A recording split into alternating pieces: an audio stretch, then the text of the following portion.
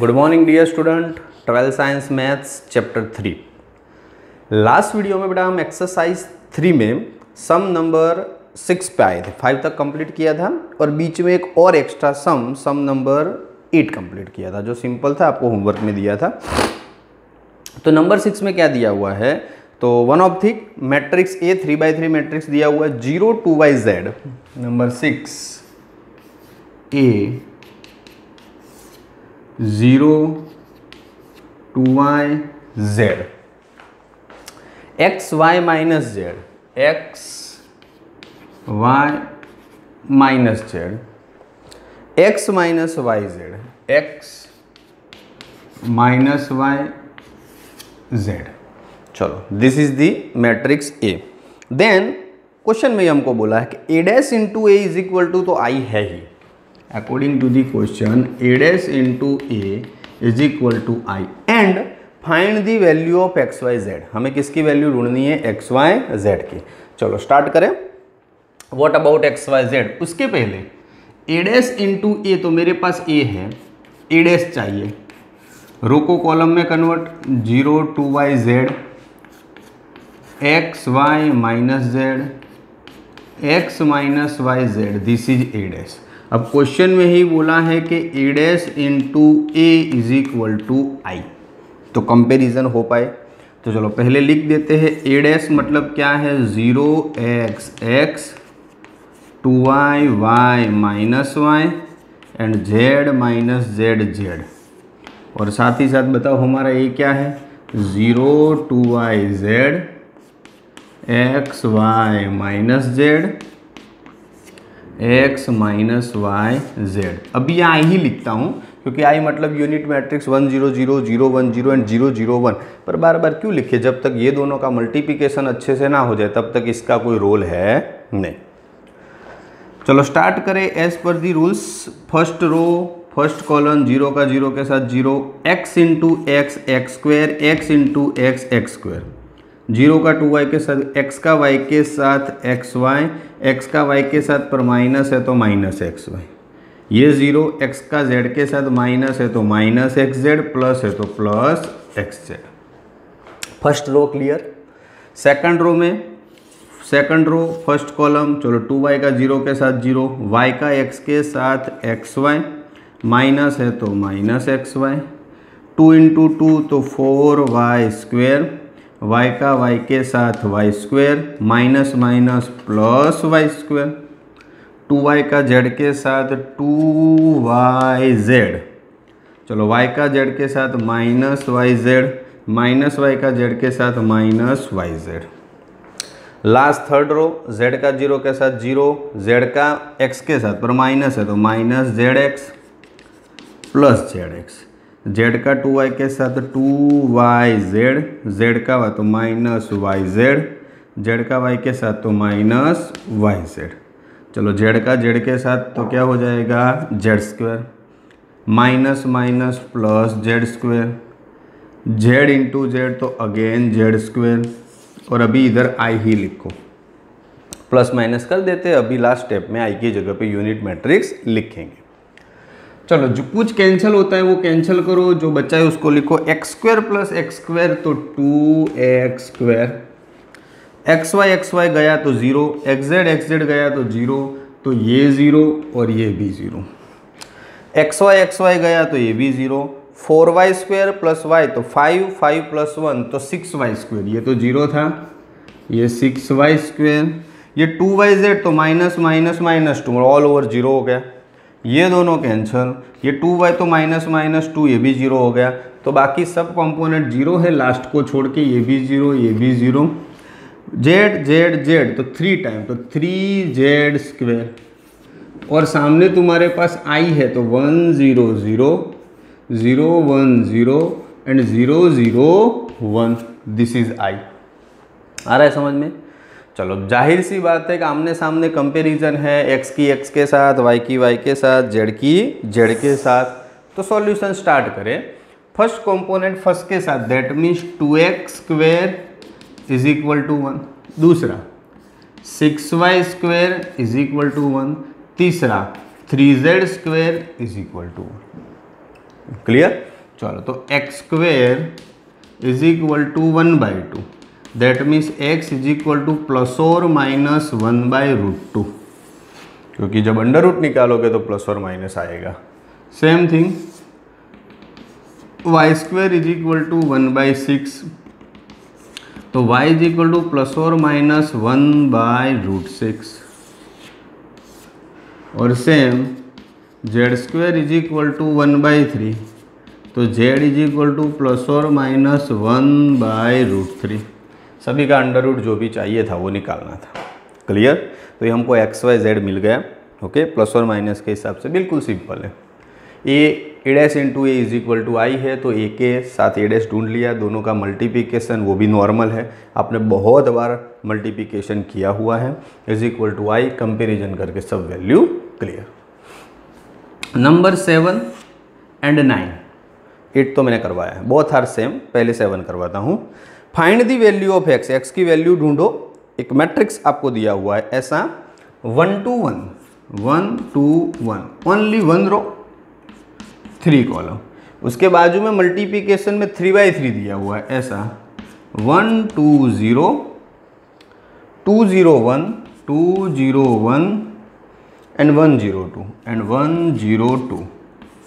उसके बाजू ये 3/3 है। उसके बाजू में और एक तीसरा मैट्रिक्स दिया हुआ है 0 to x, 0 to x, ये अननोन x आया। इसमें रो 3 है, कॉलम 1 है, इज इक्वल टू ओ मतलब जीरो मैट्रिक्स। ओ मतलब क्या? Zero matrix. चलो इतना दिया, x की वैल्यू ढूंढनी है, x तो है ही। चलो कोई बात नहीं, हमको डिसाइड करना है 3 का मल्टीप्लिकेशन। आपको दिमाग में बैठे वो ये दोनों का पहले करो, ये दोनों का पहले करो, जो ठीक लगे वो। ओके, कोई इश्यू है नहीं, पर हमको जस्ट मतलब कि स्टार्टअप करना है कि किसका करोगे। चलो ये दोनों का पहले करोगे तो पहले की रो दूसरे की कॉलम, फ्यूचर में आंसर क्या आएगा? 1/3 आएगा। मल्टीप्लिकेशन में पहले से आंसर प्रेडिक्ट करना होगा, तो 1/3 मतलब ऐसा आएगा। ओके, हो ही जाएगा अपने आप, चिंता मत करो। फर्स्ट रो एक ही रो है, फर्स्ट कॉलम एक कॉम्पोनेंट, 1 जा 1 1, 2 जा 2 4 एंड 1 जा 1 1। पहली रो खत्म, कॉलम खत्म। अब यही रो को दूसरे के साथ लेना है, 1 का 2 के साथ 2, 2 का 0 1 का 0। चलो फिर तीसरे के साथ 1 का 0 के साथ 0, 2 का 1 के साथ 2 और 1 का 2 के साथ 2। चलो ये हो गया। अब हमको दूसरी रो लेके दूसरा रो बनाना था, पर है ही नहीं दूसरी रो, एक ही रो है, तो एक ही रो में बात खत्म हो गई। ओके, चलो इधर तो है ही 0 2 x और सामने o है, उसकी ज़रूरत पड़ेगी तब खोलेंगे। 4 + 1 + 1 तो 6 2 4। यह है फर्स्ट रो 3 कॉलम। ये 0 2 x, ये क्या है? 3 row 1 column is equal to o। अब ये दोनों का मल्टीप्लिकेशन करना है तो पहले की रो दूसरे की column 1/1, that means only single component ही बनेगा। पहली रो पहली कॉलम, बस मैटर ही क्लियर, और कुछ है ही नहीं। तो बनाओ, कैसे बनता है? ऐसे 6 का 0 के साथ 0, 2 का 2 के साथ 4 प्लस 4 का x के साथ 4x, एक ही कंपोनेंट। सामने ओ हो, एक ही कंपोनेंट बना तो हम भी मैट्रिक्स में एक ही कंपोनेंट लिखेंगे। अगर 3/3 बनता तो हम मैट्रिक्स के अंदर 3/3 जैसा बने वैसा रिप्रेजेंट करने का। 4 + 4, अब एक ही कंपोनेंट, तो कंपोनेंट ब्रैकेट खोल दो, मतलब मैट्रिक्स को निकाल दो, कंपोनेंट का कंपैरिजन कंपोनेंट के साथ।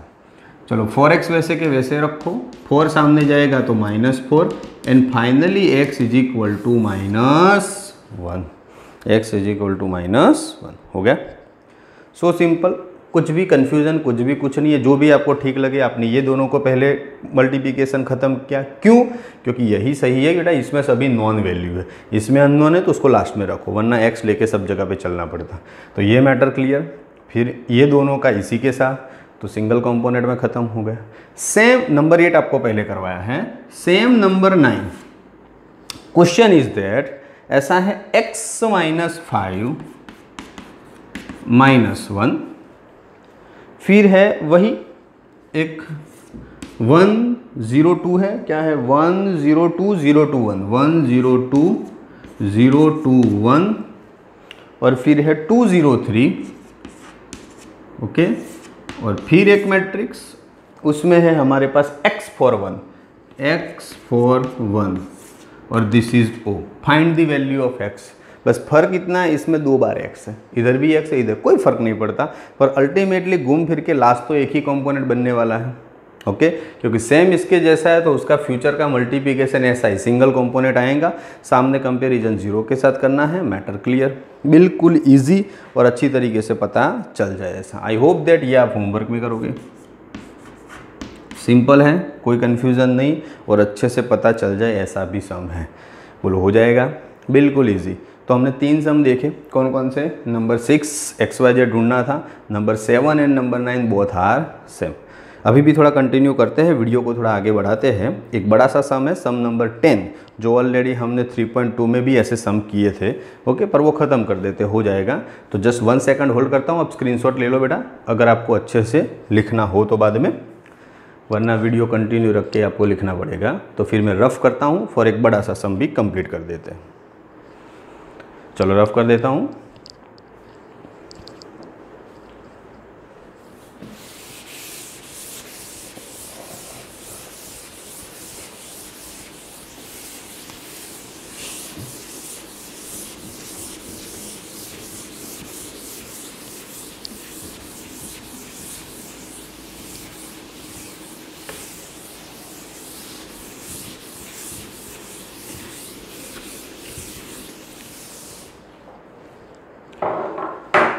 चलो स्टार्ट करें।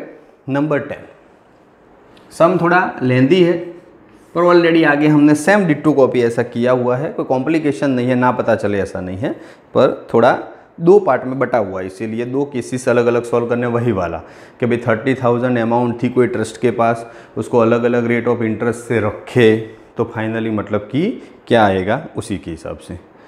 तो कोई कंपनी है, ओके, वो कुछ बना रही है, मतलब कि प्रोड्यूस कर रही है, वो नाम दिया है प्रोडक्ट का XYZ। क्या है? प्रोडक्ट X, पता नहीं क्या प्रोडक्ट है, बुक में भी कोई क्लियरिफिकेशन नहीं है, जस्ट नाम दे दिया प्रोडक्ट का XYZ।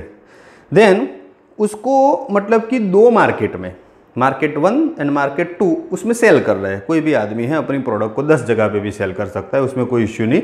और इसमें बोला है कि आपको 2 मार्केट का एनालिसिस करना है, एक टेबल बना के उन्होंने ही दिया है। ओके, तो क्या है? तो इस तरह से मतलब कि मार्केट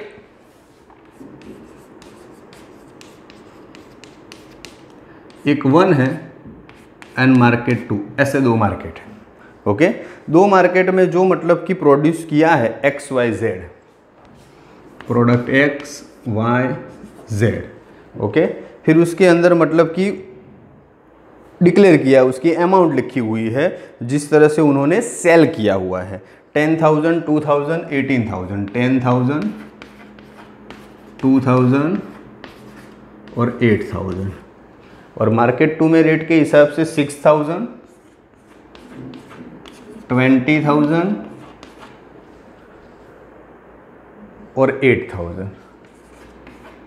चलो जेड वाला तो दोनों में 8, वो 18,000 ना, 10, 2 और ये 18 और ये 6, कोई गलती रह जाए तो लास्ट में फिर टेंशन हो और मिस्टेक लास्ट तक रहे। ये क्वेश्चन था। अब हमको 2 केसेस दिए हैं, case a and case b. Okay, चलो तो पहले केस और दूसरे केस दोनों को एक साथ लर्न कर देता हूँ। पहला केस ऐसा है कि भी XYZ की वैल्यू, सेलिंग वैल्यू, ओके, सेल करना है प्रोडक्ट डिट per piece, okay, 2. Respectively 2.50 rupees, 2 rupees and 50 पैसे फॉर X, 1 रुपीस और 50 पैसे for Y and only 1 rupees for Z।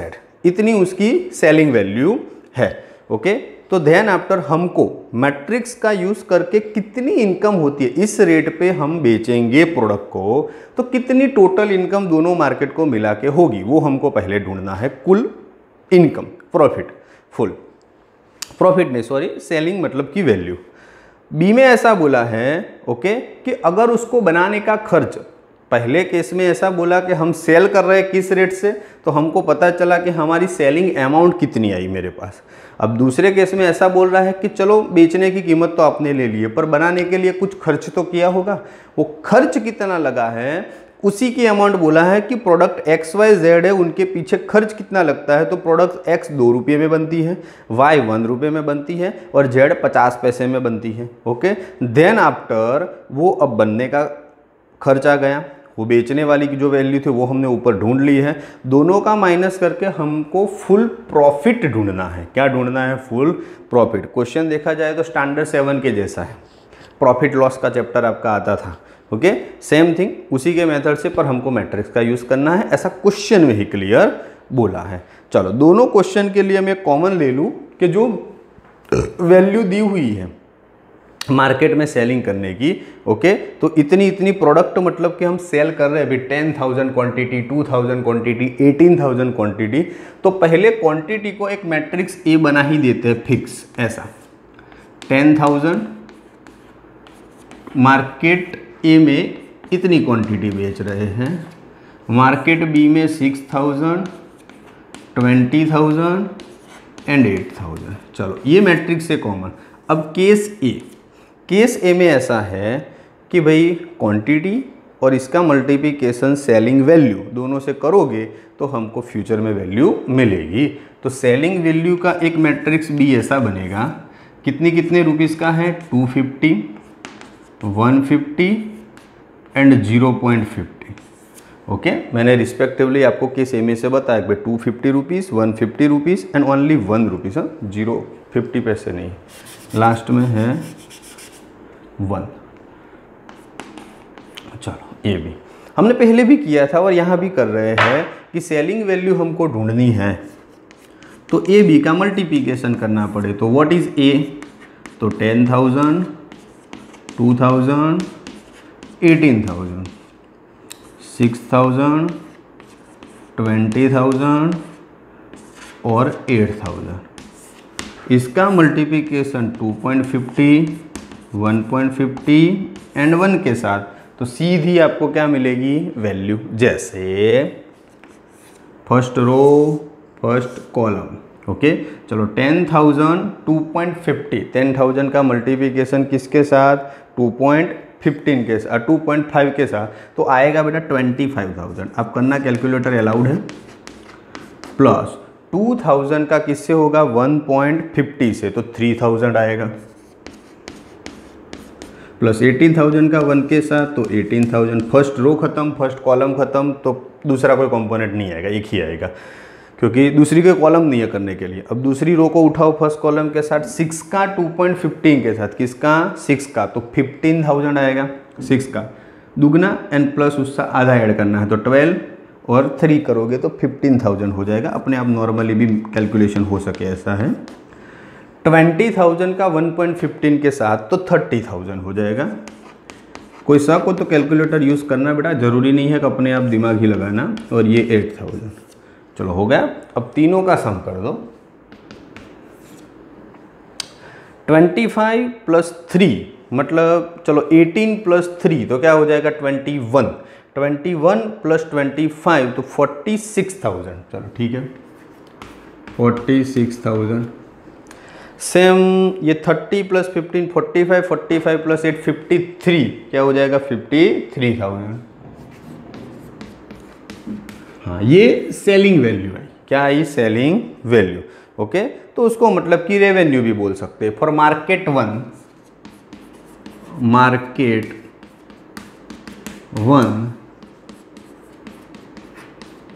Revenue कितनी?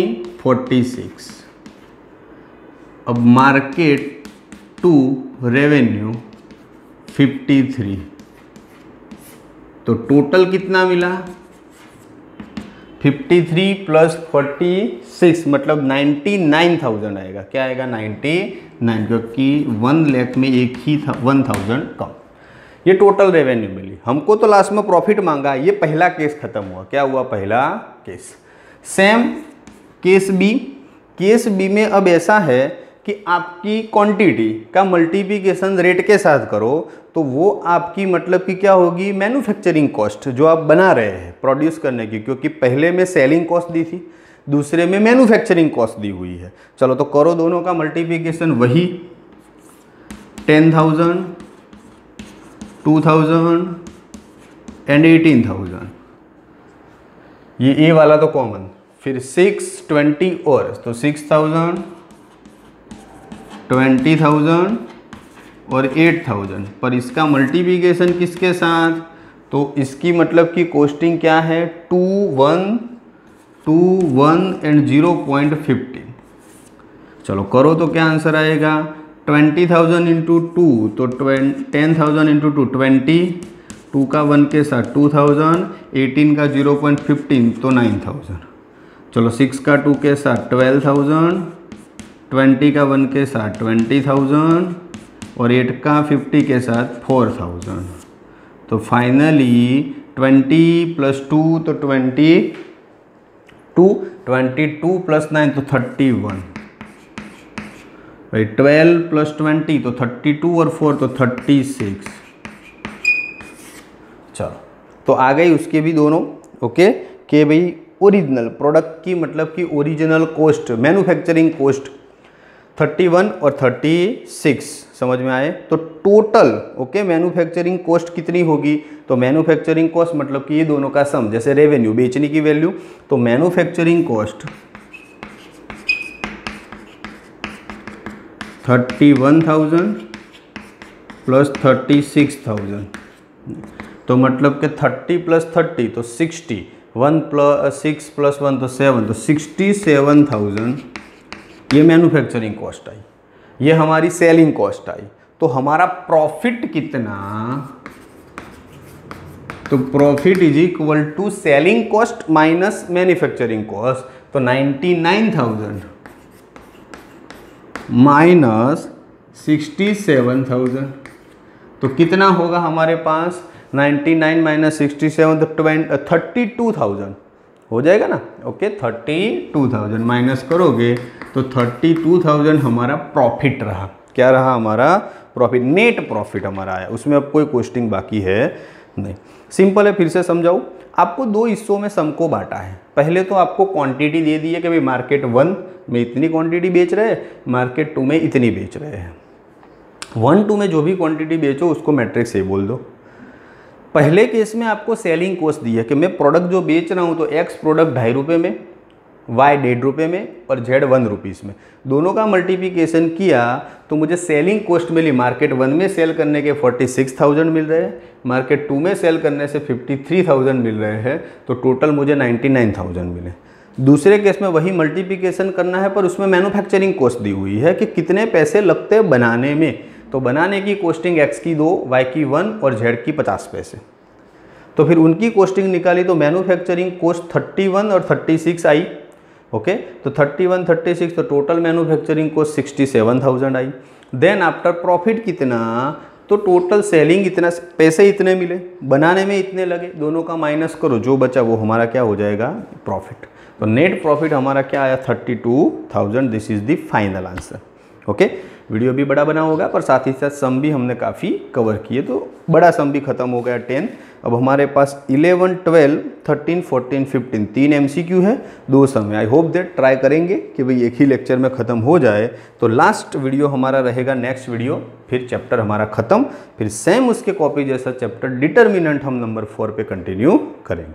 आज के लिए इतना बेटा, बिल्कुल सिंपल, यहाँ तक अच्छे से होमवर्क के करके प्रैक्टिस कर दो। Thank you.